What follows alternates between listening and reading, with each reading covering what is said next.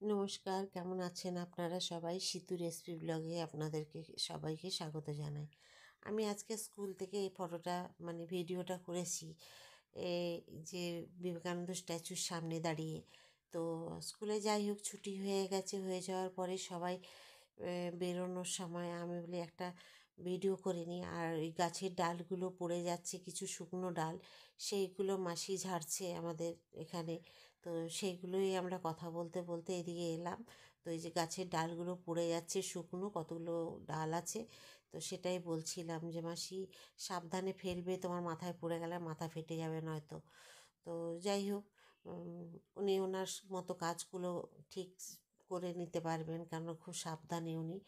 আর আমরাও এবারে বেরোবো। তো বেরোনোর আগে দিয়ে আর ঠান্ডাটাও খুব পড়েছে, তো একটা ভিডিও করে নিলাম। তো আজকে আমি লঙ্কার আচার করবো। যে লঙ্কাগুলো নিয়ে এসেছিলাম ধুয়ে একদম শুকনো কাপড়ে মুছে নিয়েছি। ধনে, গোটা ধনে ভেজে রেখেছি, গোটা জিরে ভেজে রাখবো, মৌরি, সর্ষে, তেজপাতা, শুকনো লঙ্কা আর জোয়ান, এগুলোকে সব ভেজে আলাদা আলাদা করে সমস্ত কিছু রেখে তারপর গুঁড়োবো। শুকনো কড়াইয়ে আমি জিরে ভেজে নিলাম, গোটা জিরে ভেজে নিয়েছি, ধনে ভেজে নিয়েছি, এখানে আছে সর্ষে, শুকনো লঙ্কা, 4টে তেজপাতা, এখানে আছে পাঁচফোড়ন আর একটু জোয়ান। এগুলোকে ভেজে নিলাম, একসাথে সব গুঁড়িয়ে নেব। গুঁড়িয়ে নিয়ে তারপরে মশলাটা কিভাবে করছি আমি সেটা দেখাবো। আর লঙ্কার বোটাগুলোকে ছাড়াতে হবে, তারপর বাকিগুলো আপনাদের দেখাচ্ছি, আবার সাথে নিচ্ছি। আমি লঙ্কার বীজগুলোকে আস্তে করে বের করে দিলাম, মাঝখানটা কেটে নিয়েছি, ছুরি দিয়ে লম্বা লম্বা করে পেটটা কেটে নিয়েছি। তারপরে বীজগুলোকে বের করে আর ওর মধ্যে আমি ওই বোটাগুলোকেও ছাড়িয়ে নিয়েছি আর মাঝখানটা কেটে নিলাম। আর মশলাটা করার জন্য দুটো জিনিস বলতে আমি ভুলে গেছিলাম, যেটা একদম দিতেই হবে, যেটা হচ্ছে আমচুর পাউডার আর একটু নুন মিশিয়ে নিতে হবে। তেলটাকে উষ্ণ গরম করে ঠান্ডা করে সব মশলা, যতগুলো উপকরণ আপনাকে মশলা দেখালাম, সবগুলোকে ওই তেল দিয়ে আমচুর পাউডার দিয়ে একটু নুন দিয়ে মাখিয়ে নিতে হবে। নিয়ে এর ভেতরে সমস্ত মশলা ভেতরে দিয়ে দিতে হবে ভর্তি ভর্তি করে। দিয়ে আবার যে তেলটা থাকবে, আমার 2 কেজি কাঁচা লঙ্কা, এই লঙ্কাটা ছিল কাশ্মীরি লঙ্কাটা, তার 2 কেজি লঙ্কার মধ্যে আমি কয়েকটা চপ করে খাওয়া হয়েছে, আপনাদের দেখিয়েছি। বাকিটা কিন্তু আচার করলাম। এইভাবে আমার যে চীনামাটির বয়ামটা ভেঙে গেছে, তো এত বড় পাত্র নেই, যার জন্য আমাকে এই কৌটোর মধ্যেই রাখতে হচ্ছে। আর যে তেলটা দেবো সেটাও কিন্তু গরম করে ঠান্ডা করে নিয়ে তারপরে এর মধ্যে দেবো। আর উপর থেকে নুন দিয়ে দেবো, নুনটা নাড়াচাড়া করে নেব। তারপরে রোদে দিতে হবে প্রতিদিন, একটা মুখে কাপড় বেঁধে রোদে দিতে হবে প্রতিদিন, নরম হবে তবে। 1 কেজি 700 মতো লঙ্কা আছে, চপ হয়েছিল, বাকি অন্তত 300 মতো লঙ্কার। ওপর থেকে নুন দিয়ে দিচ্ছি, নুন দিচ্ছি মোটামুটি 6-7 চামচ আমি নুন দিলাম, বড় চামচে। এবার কিন্তু তেলটা গরম করে আমি ঠান্ডা করে নিয়েছি। এই তেলটা আমি ওপর থেকে এবারে দিয়ে দেবো কৌটোতে, 1 কিলো তেল দিচ্ছি আমি। আপাতত দিয়েছি 1 কিলো, আবার কিন্তু এটা তলায় চলে যাওয়ার পরে আবার কিন্তু আমি 1 কেজি মতো কি 500 আবার দেব। আবার ঠান্ডা একটুখানি গরম করে নিয়ে ঠান্ডা করে তেলটা দেব। আর লঙ্কার আচারটা খুব তাড়াহুড়ো করে করে নিচ্ছি, কারণ আমার বার্নপুর থেকে, এই আসানসোল থেকে যেখানে কলিয়ারি দাদারা আসবে, সেই জন্য আমি আচারটাকে তাড়াতাড়ি সেরে নিচ্ছি। ওরা চলে আসবে আজকে বাড়িতে আমাদের, আর আজকে যদি না আসতে পারে কাল আসবে। তবে আচারটা রোদে দেবেন, আমার তো খোলা এখানে জায়গা নেই, তাই আমাকে কৌটোটা দিতে হলো। আর ভিনিগার অবশ্যই দেবেন 5-6 দিন পরে রোদে দেওয়ার। আমরা হোটেলে চলে এসেছি, দাদারা 10 জন এসছে, আমার ছোটো পিসিমণি 4 ছেলে, তো 4 ছেলেই এসেছে। আর এই হোটেলে এসে দাদারা উঠেছে। তো দাদারা এখানে আছে, যার জন্য আমরা হোটেলে দেখা করতে এসেছি। এরপরে আমার বাড়িতে দাদারা সবাই যাবে। তো আমার হাজব্যান্ডের পাশে আছে যে দাদা কলিয়ারিতে চাকরি করে, তার সামনে আছে সবার বড়, তার সামনে আছে সেজো ভাই যে মাথায় মাফলার জড়িয়ে, আমার পাশে আছে গলায় মাফলার জড়ানো, আমার কাঁধে হাত দিয়ে, ও হচ্ছে ছোটো, ও আর আমি সমবয়সী। আর পিছনে আছে মেজদা, আর তার পিছনে যে যে গলায় মাফলার জড়ানো তার বউ পিছনে দাঁড়িয়ে, আর মাথায় চাদর দেওয়া। আর দাদার 2 মেয়ে, এক মেয়ে আর 2 নাতনি এসেছে। আমার ছেলে এখানে কোথায় সেটা অবশ্যই আপনারা চিহ্নিত করবেন, তবেই আমি বুঝবো আপনারা আমার ব্লগ দেখেন।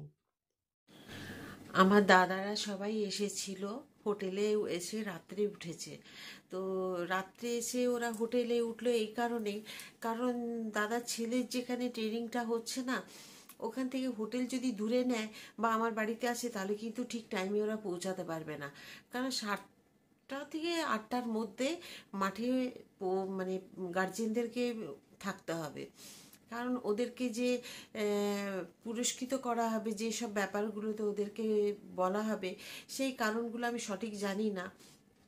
দাদা আমাকেও যেতে বলছিল, আমার ছেলেকে আর আমাকে।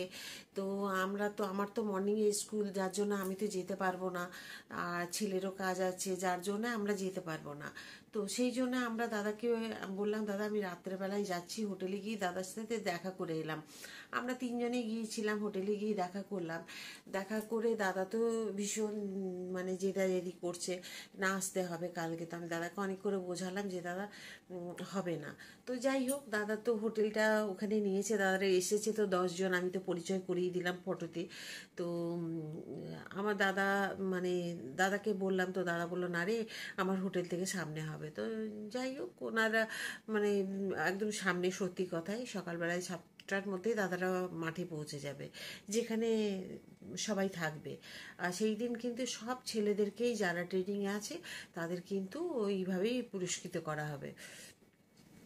তো আমাদের দেখা করে আমরা আবার বাড়ি ফিরে এলাম। তো ফিরতে ফিরতে প্রায় আমাদের 11টা, সাড়ে 11টা বেজে গেল। তো খাবার আসার সময়তে একটুখানি হোটেল থেকে তরকারি রুটি কিনে নিয়ে বাড়ি এলাম, কারণ অনেক রাত্রি হয়ে গেছিল। আর দাদাদেরকে হোটেলে পৌঁছে দিয়ে দেখা করে সমস্ত কিছু মানে গল্প টল্প করে এলাম। তারপরের দিন তো দাদাদের আসার কথা, কারণ সেটাও ভেবেছিলাম যে এসে আমার বাড়িতে হয়তো খাবে, কিন্তু যেখানে দাদার ছেলে থাকে, ট্রেনিং হয়, সেখান থেকে আমার বাড়িটা অনেকটা দূর। তো সেই জন্য আসতে হয়তো দেরি হবে। ওই জন্য দাদা বললো, না আমি পরের দিন আর ঝামেলা করিস না রান্না বান্না, তো আমাদের কখন মাঠ থেকে বেরোবো কোনো ঠিক নেই। তো আমরা হোটেলে খেয়ে নেবো, তোরা ঝামেলা করবি না। আর তোর একটু চাপ হয়ে যাবে, দরকার নেই। তা আমি যাবো দেখা করতে। তো দাদারা দেখা করতে এলো যখন, তখন প্রায় 4টে, সাড়ে 4টে বাজে। তো এসে কিন্তু ওই কয়েক ঘন্টাই ছিল রাত, মানে দাদা। তো খুব হইচই করেছি, আনন্দ করেছি, গল্প করেছি, আর দিনটা খুব ভালোভাবে কাটলো। কিন্তু যদি কাছে থাকতো সেই দিনটা কিন্তু আরও ভালো লাগতো, কিন্তু দাদাদেরও সময় নেই। কেননা ছোট যে আছে ভাই, সে তো, তার ছেলে আবার ঝাড়গ্রামে, কিন্তু মানে সে ইঞ্জিনিয়ারিং চাকরি করে। আর বাকিদের সবার তার কাজ আছে, কারণ সবাই চাকরি বাকরি করে, তো যার জন্য তো কারোরই থাকার মতো নয়, ওই জন্যই চলে গেল। আর অনেকেই আমরা বলি না, চাকরি নেই, চাকরি নেই, চাকরি নেই। চাকরি আছে, চাকরির জন্য কি বলুন তো, একটুখানি কিন্তু পরিশ্রম করতে হয়, একটু বুদ্ধি খাটাতে হয়। বুদ্ধি এটাই, মানুষের যে চাকরিটার যেমন, সেই চাকরিটার জন্য সেইরকমভাবে পড়াশোনাটা করে বা বুদ্ধিটাকে সেইভাবে নিতে হয়, বুদ্ধিটাকে করতে হয়। তো সেইভাবে আমার দাদার ছেলেও যে পুলিশের চাকরিটা পেয়েছে, প্রচুর পরিশ্রম করেছে। ভোরবেলায় আমি যখন গিয়েছিলাম না, তখন দেখতাম 4টে থেকে মাঠে চলে যেত দৌড়ানোর জন্য। প্রচুর দৌড়াতো ছেলেটা, প্রচুর মানে পরিশ্রম করেছে, তাই আজকে পুলিশের চাকরিটা পেয়েছে। ও কিন্তু ইঞ্জিনিয়ারিং পড়েছে, হ্যাঁ চাকরিটা পেয়েছে, পুলিশের খুব ভালো হয়েছে। এরপরে যদি ওর মনে হয় যে আমি ইঞ্জিনিয়ারিং চাকরি একটা ভালো পেয়েছি, তখন আর কোনো ব্যাপার না, আর হয়তো সেটাও সে নিতে পারে বা এটাতেও থাকতে পারে। তবে এই চাকরিটা ওর হয়তো পোস্টিং হবে গঙ্গাসাগর মেলাতে। তো যাই হোক, এখন দাদার একটাই ছেলে, চাকরি ভালো পেয়ে গেছে, আর কোনো চিন্তা নেই। আর মেয়ে একটা, আর দুটো নাতনি। তো দাদার যাই হোক পরিবার সব কিছু হ্যাপি পরিবার।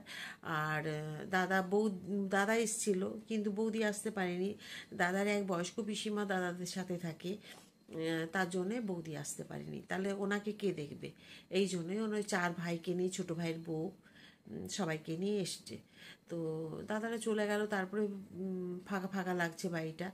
আর কেমন যেন সব একসাথে যেন হয়েছিলাম, ভালো লাগছিল। চলে গেল, কয়েক ঘন্টা থাকলো, ব্যাস চলে গেল, ব্যাস ফাঁকা ফাঁকা হয়ে গেল।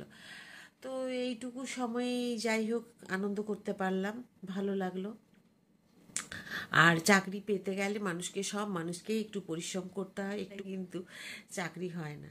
তো তার জন্য পরিশ্রম দরকার, বুদ্ধির দরকার, দুটোই দরকার। বুদ্ধি বলতে এটা বোঝাচ্ছি আমি যে পড়াশোনার যেটুকু যে চাকরি যে পড়াশোনাটা সেটাকে সেইভাবে করতে হয়। তো সেই জন্য চাকরিটা পাওয়ার জন্যে একটু যেটার যেরকম সেটা সেইভাবে কিন্তু সেই পরিশ্রমটা করতে হয়। তো যাই হোক, সবাই আপনারা ভালো থাকুন, সুস্থ থাকুন, এটাই বলি। আর যারা নতুন বন্ধু আছেন বা আছো, সবাই একটু সাবস্ক্রাইব করে দিও, সবাই পাশে থেকো। আর ব্লগটা কেমন লাগলো অবশ্যই কমেন্ট করে জানিও। তাহলে আমি এখানে শেষ করলাম, আবার পরের ব্লগে তোমাদের সাথে বা আপনাদের সাথে সকলের সাথে দেখা হচ্ছে। নমস্কার।